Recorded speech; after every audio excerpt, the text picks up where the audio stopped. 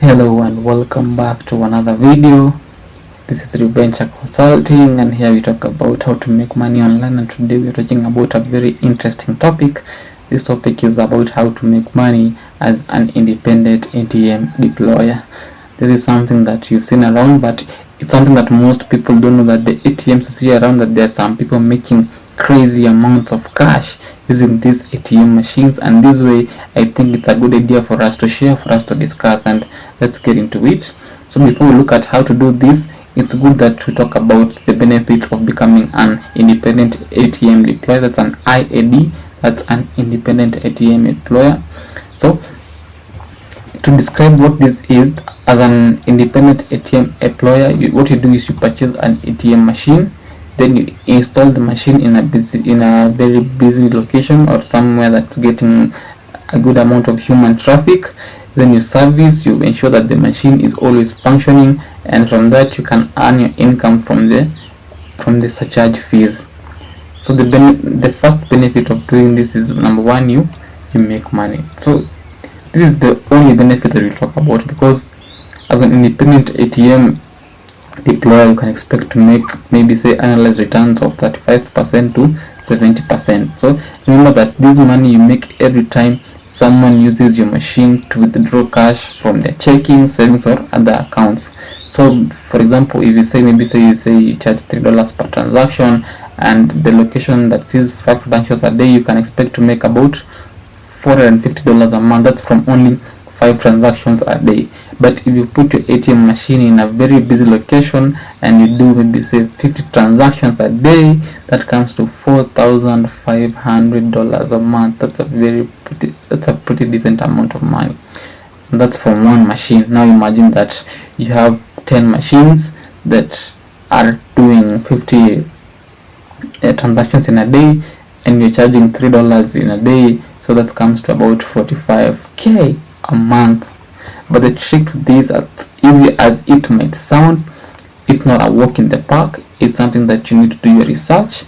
It's something that can go wrong if you have not found the right location for your ATM vestibule. So it's good that you do your research, know what paperwork or know what documentation is required. And just to give you a quick overview of the paperwork and documentation process before you set up your ATM business machine, it's required that you verify your identity, so that they can do the background check to make sure that you have no crime, you're not convicted of any felonies, you have no financial crimes.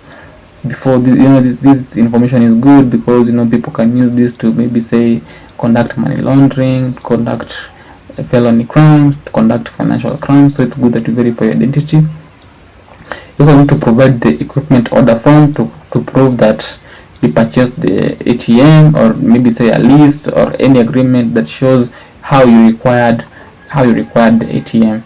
You also need to provide your bank account.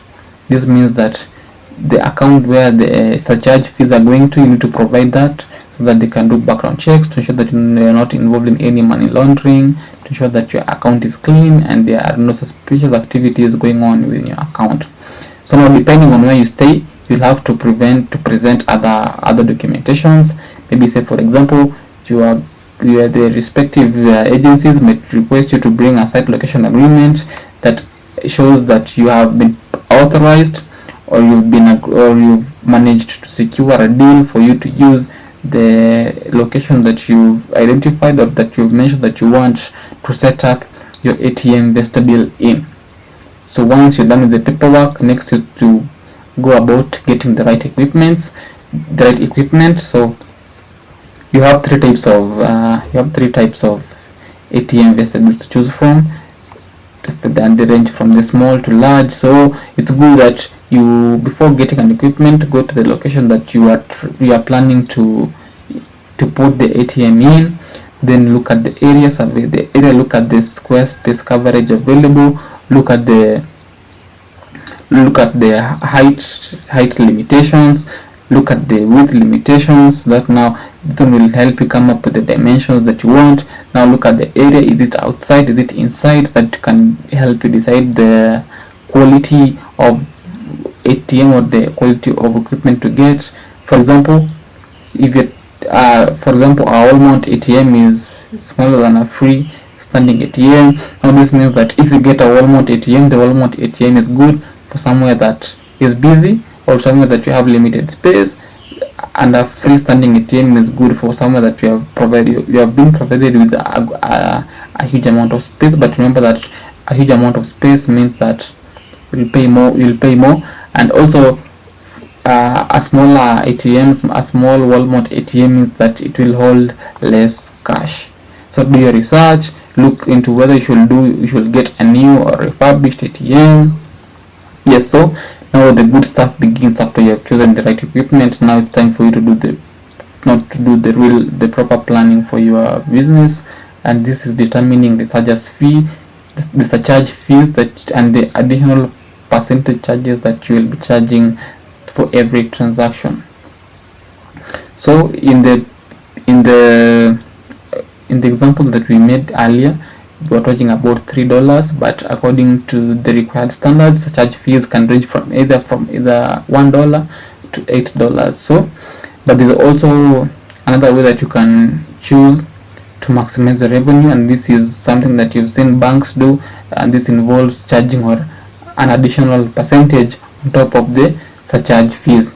So this makes it easier for you to create higher cash withdrawals, to allow higher cash withdrawals, but for a different fee. So for example, you can decide to say for every transaction above 50,000 you'll be charging an extra 1.5 or 2%, which is about the industry average.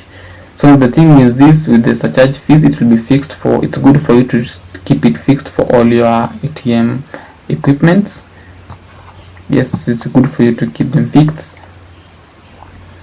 and it's good for you to know what your competitors are offering, so that you can either do an average and offer an average, or if it's good, you can slightly bring down your cost so that you can retain or you can attract new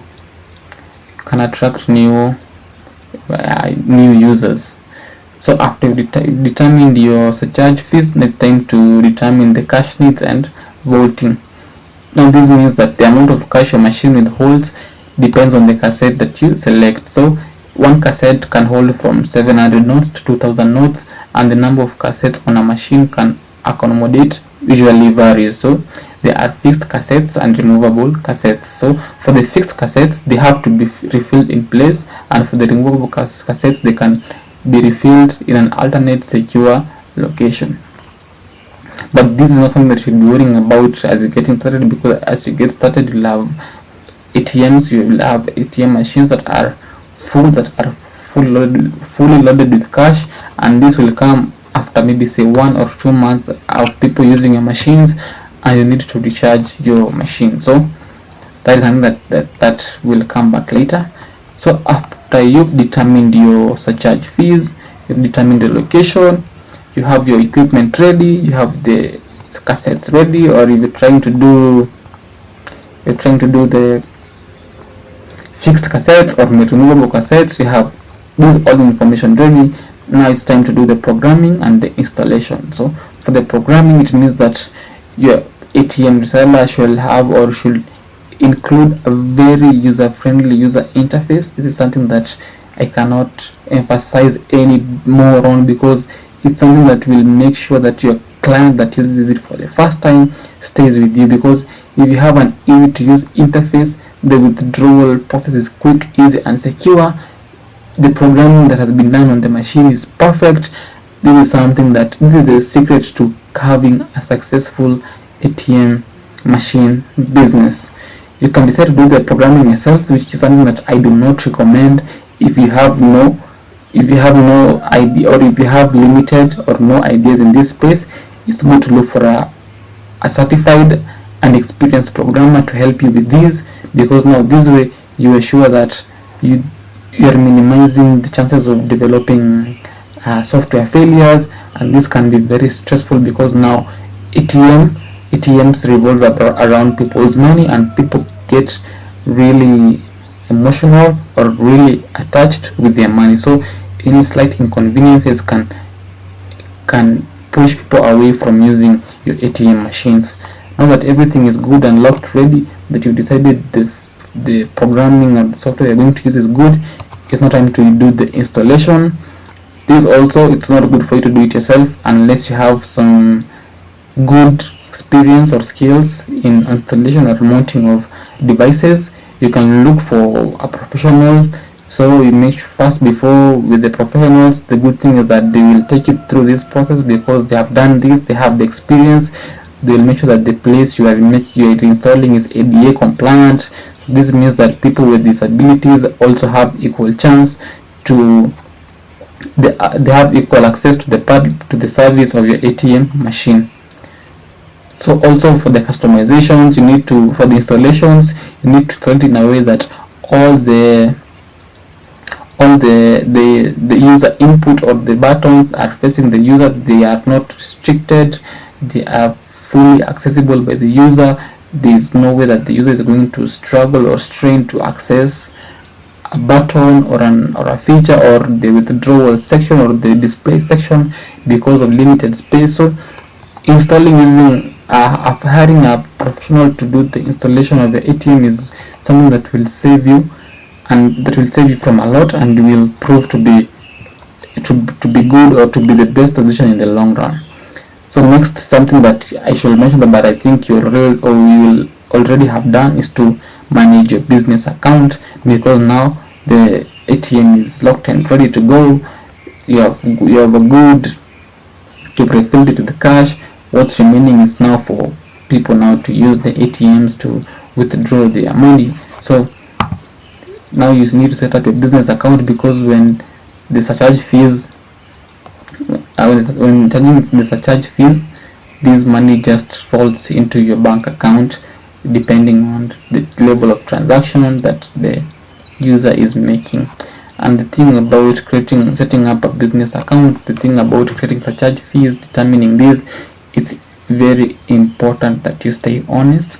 As I've mentioned, that I think I will not tire repeating this, is that people are really emotional with their money. They are attached to their money. So if you see that the surcharge fee is at $3, then you have other hidden fees. This can piss a lot of people off, and if your clients are pissed off, I don't see any way of you making a good amount of money or retaining customers that are essential for you to charge the fees that you can make good money. So as much as that you have control over this, it's good that you be totally honest with them, be respectful, tell them that if you're doing this for the thing I was talking about, maximizing revenue, for every additional percentage or for every additional money that you charge, it's good that you clearly state it, tell them that this is what we'll be doing, this will charge this. So it's good to just loop them in so that they can know what they will be spending when they make a transaction. And as also we've mentioned, is that the trick, apart from being transparent, the thing with this is that you need to have the right location where there's good human traffic, and this way you are guaranteed, or the chances of you making a decent amount from this ATM machine is higher. Then another thing is now that you have everything locked and loaded, it's now for you to ensure that the machine is well taken care of. This means that you need to find a contracting service, to find a contracting professional, or to find a good contracting company that will be responsible for the maintenance and to ensure the normal or the required operations of your ATM, because a machine can fail, a machine requires maintenance. So it's good that you find one, you sign agreements, you show them that this is where we'll be operating, give them a brief overview of what you'll be doing, so that now they can now ensure that whenever there is any issue, they are always there to fix it. If someone experiences anything, ensure that they communicate, they attend to the issue as soon as possible, because good customer service is also another secret ingredient to ensuring that you have a successful ATM business. So I think we have covered You have covered almost everything here. Then after that, it's now good for you now to look at your revenue and costs. Look at the costs that we can call it this bookkeeping.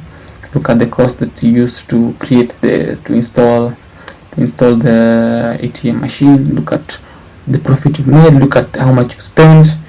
Look at such as surcharge fees, because now this you'll be doing maybe say at the end of every month, at the end of 4 months or yearly, to analyze to track the progress of the ATM machine, then see if it's necessary or if it makes sense to add another ATM machine, or see that if you need to relocate the machine from one place to another. And according to the title of the video, we're talking about starting this business with almost no capital. The thing to do this is that instead of buying a machine, you can decide to lease a machine, to get a machine, so that you can agree with the person you are getting the machine from that this I'm not buying the machine now, I want to try this out, and the best option is for you to lease it. Once you lease it, place it in the market, give it a test run, make sure that what you've talked about, you follow it to the core, then see where the business is at after 2 weeks, after 1 month. Then use maybe the profit you've made to slowly buy the machine and end the lease so that the machine can be yours. So that's it about making money using an ATM machine. It's been good talking to you, and hope I'll see you in the next video. Goodbye for now.